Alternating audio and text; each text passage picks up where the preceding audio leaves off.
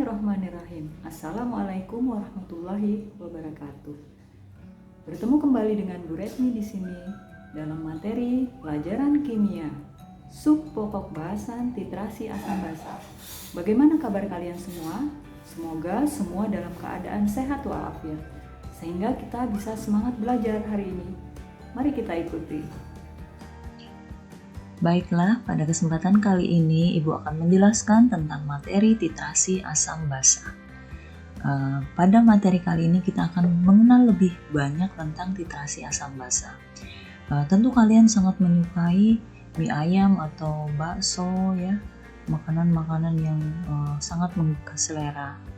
Ya, itu tentu saja makanan ini terasa semakin enak ketika ada bumbu-bumbu pelengkap seperti saus tomat, kecap, cuka ya. Nah, di dalam saus tomat itu terkandung kandungan natrium benzoat ya. Jadi salah satu pemanfaatan dari titrasi asam basa itu adalah mengecek kandungan dari natrium benzoat yang terdapat di dalam saus tomat ya. Penggunaan garam natrium benzoat dalam makanan itu tidak boleh melebihi 1000 mg per kilogram. Jadi karena kalau melebihi itu maka akan mengakibatkan gangguan saraf ya. Sehingga untuk mengecek itu digunakan cara titrasi asam basa ya.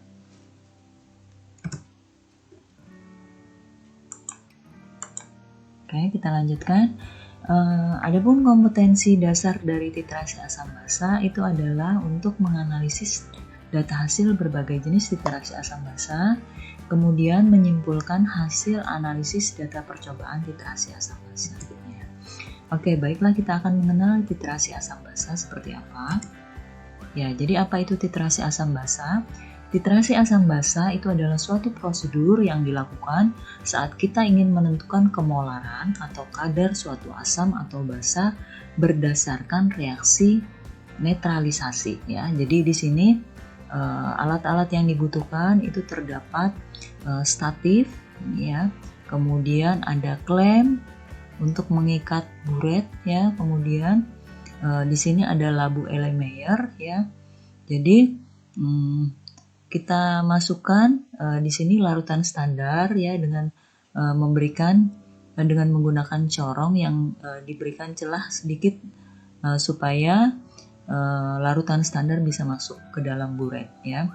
Kemudian saat pembacaan buret maka mata harus sama tinggi dengan dasar meniskus. Nah, kemudian di sini adalah larutan yang akan kita cek konsentrasinya ya. Jadi ini adalah tempat titrat atau analit. Di sini adalah tempat dari larutan standar. Ya, oke. Jadi adapun istilah dalam titrasi asam basa itu ada analit atau titrat yang ditempatkan di dalam Erlenmeyer ya. Kemudian larutan standar atau titran yang telah diketahui konsentrasinya diletakkan di dalam buret. Nah, kemudian ini adalah titik ekuivalen adalah keadaan pada saat asam dan basa tepat bereaksi secara stokiometri ya. Ini ditandain dengan model grafik seperti ini ya. Kemudian titik akhir titrasi adalah keadaan saat titrasi dihentikan atau pH pada saat indikator berubah warna tercapai setelah titik ekuivalen telah terlewati ya. Oke. Nah, di sini pemilihan indikator asam basa itu disesuaikan dengan jenis titrasi asam basa yang dilakukan, yaitu mempunyai pH di sekitar titik ekuivalen. Nah, di sini ada beberapa indikator, kemudian daerah pH-nya, kemudian perubahan warna ketika di dalam kondisi asam atau basa. Nah, ini adalah posisi kedua tangan pada saat melakukan titrasi ya. Jadi kalau setelah diberikan indikator, kemudian larutan yang akan dititrasi diberikan indikator, kemudian larutan standar diteteskan sedikit demi sedikit sambil digoyangkan labu Erlenmeyer-nya ya. Dan seperti itu langkah percobaannya ya. Nah, langkah-langkah titrasi asam basa ya, dalam hal ini kita akan menentukan konsentrasi 60 ml HCl melalui titrasi menggunakan NaOH 0,2 molar dengan menambahkan indikator PP. Langkah yang pertama adalah memasukkan NaOH ke dalam buret dengan bantuan corong, kemudian memasukkan 60 ml HCl ke dalam Erlenmeyer dan ditambahkan 2 tetes indikator PP ya. Kemudian dilakukan titrasi, yaitu NaOH diteteskan secara perlahan-lahan melalui keran ke dalam Erlenmeyer yang digoyang-goyang sehingga NaOH bereaksi dengan HCl ya. Penambahan NaOH 0,2 molar dihentikan ketika terjadi perubahan warna dalam Erlenmeyer. Kemudian kalian catat volume NaOH 0,2 molar yang terpakai. Kemudian ulangi langkah percobaan titrasi sekali lagi, lalu tentukan konsentrasi HCl yang dengan menggunakan volume rata-rata NaOH yang dibutuhkan. Oke. Adapun stokiometri titrasi asam basa ini adalah seperti ini. Jadi ini ketika asam direaksikan dengan basa maka akan tercapai titik ekuivalen ya. Artinya apa? Jadi itu artinya volume asam dikalikan dengan normalitas asam sama dengan volume basa dikali normalitas basa, atau volume asam dikali molaritas asam dikali dengan jumlah ion H+ pada asam itu sama dengan volume basa dikalikan molaritas basa dikali N basa, yaitu jumlah ion OH- pada basa. Oke, kita lanjutkan kepada animasi titrasi asam basa. Di dalam Erlenmeyer setelah dititrasi dengan NaOH ya. Kemudian kita juga akan mengamati bagaimana ion-ion yang terbentuk dan molekul yang terbentuk selama titrasi. Baiklah, kita mulai titrasi dengan meneteskan 5 ml NaOH.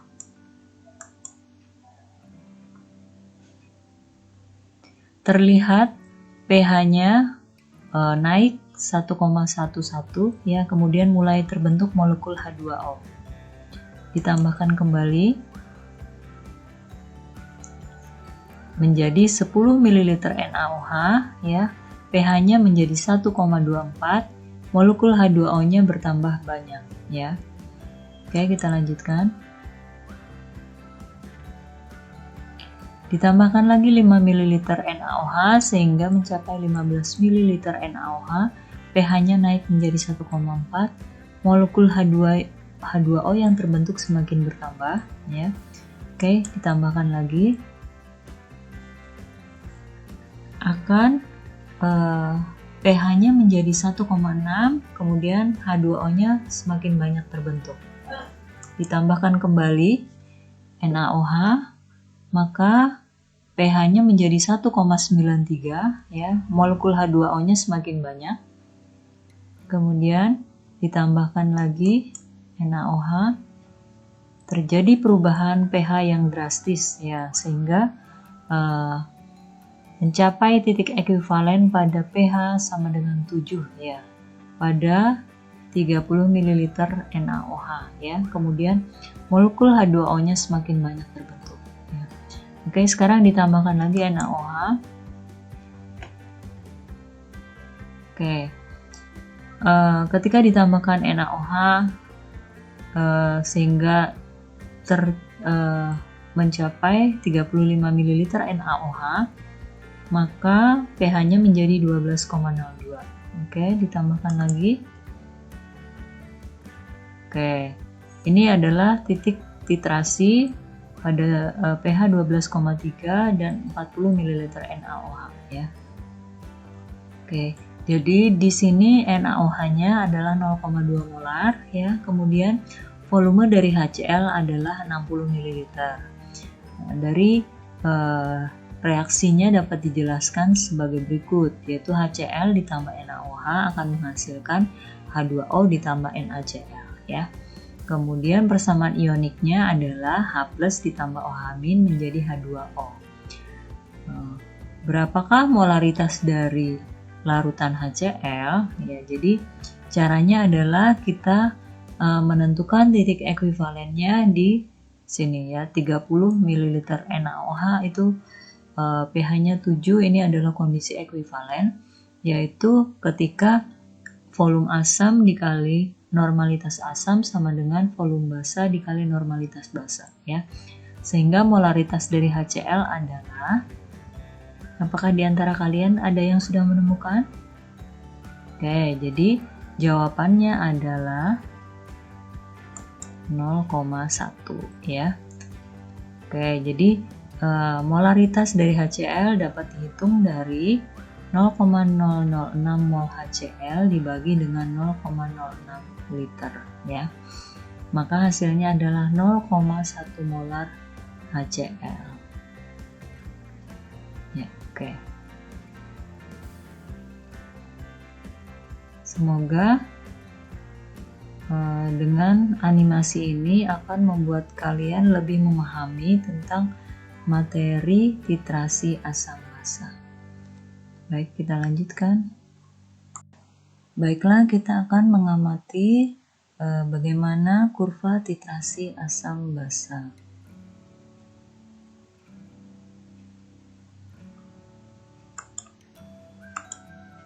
Ya, kurva titrasi asam basa yang pertama adalah antara asam kuat dengan basa kuat, maka nanti bentuknya akan seperti ini. Dengan titratnya adalah asam kuat, titrannya adalah zat pentiter adalah basa kuat, kemudian daerah perubahan pH adalah 4 sampai 10, kemudian pH titik ekuivalen 7, kemudian indikator yang digunakan adalah metil merah, bromtimol biru, fenoftalen ya. Nah, di sini untuk yang kurva yang kedua adalah basa kuat dengan asam kuat, bentuknya seperti ini ya. Jadi kebalikan dari kurva titrasi dari asam kuat dan basa kuat ya. Bentuk titrasi ini bisa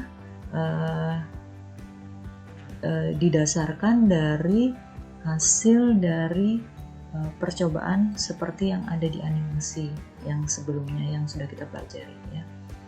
Oke, kita lanjutkan. Nah, ini adalah bentuk dari kurva dari asam kuat dengan basa lemah ya, seperti ini ya. Kemudian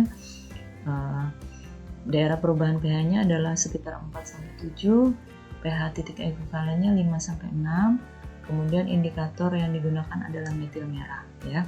Kemudian yang berikutnya adalah antara basa lemah dengan asam kuat. Jadi kita untuk memudahkan ini, kalian kalau di sini basa lemah maka nanti pH-nya di sini ya.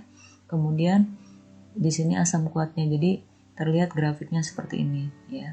Oke, kita lihat lagi yang berikutnya adalah titrasi antara basa kuat dengan asam lemah ya. Ini karena basa kuat maka pH-nya tinggi, kemudian setelah ditetesin dengan NaO larutan standar, maka pH-nya akan turun ya. Titik ekuivalen tercapai pada pH sekitar 8 sampai 9 ya. Kemudian untuk asam lemah dengan basa kuat ya, di sini asam lemah posisinya dari bawah ya. Kemudian begitu ditetesin larutan standar itu akan naik ya. Kemudian akan mencapai titik ekuivalen sekitar 8 sampai 9. Ya, kita lanjutkan. Nah, ini adalah kurva titrasi yang agak jarang dilakukan percobaan ya. Nah, tapi kita akan bahas ya sekilas ya. Jadi ini basa lemah ya, posisinya di sini. Kemudian ketika ditetesin larutan standar nanti dia akan terjadi perubahan pH walaupun kecil ya. Nah, di sini daerah perubahan pH yang drastis sekitar 6 sampai 8, kemudian pH titik ekuivalennya 7 ya. Indikatornya bromtimol biru, metil merah. Kalau titrasi antara asam lemah dengan basa lemah di sini ya. Jadi bentuk grafiknya seperti ini. Jadi tidak terlalu tajam seperti yang grafik-grafik sebelumnya. Nah, kemudian titratnya adalah asam lemah. titranya adalah basa lemah, daerah perubahan pH drastisnya 6-8, pH titik ekuivalennya 7, indikator yang digunakan adalah brom timur biru, metil merah ya. Nah, ini perlu kalian perhatikan bahwa titrasi antara asam lemah dengan menggunakan basa lemah atau sebaliknya itu tidak atau jarang dilakukan karena perubahan pH-nya drastis terjadi sangat singkat. Jadi sangat singkat ya. Jadi pada saat percobaan itu agak susah mengamatinya ya. Kemudian tidak ada indikator yang cukup teliti untuk mengamati perubahan. Kemudian reaksi berlangsung lambat dan tidak tuntas, sehingga hal-hal ini yang menyebabkan pada kurva 7 dan 8 ini jarang dilakukan. Demikian tadi materi titrasi asam basa yang sudah Ibu sampaikan. Semoga bermanfaat untuk kalian dan dengan ilmu yang kalian dapat bisa digunakan untuk memahami berbagai fenomena di sekitar kita. Terima kasih. Wabillahi taufiq wal hidayah. Wassalamualaikum warahmatullahi wabarakatuh.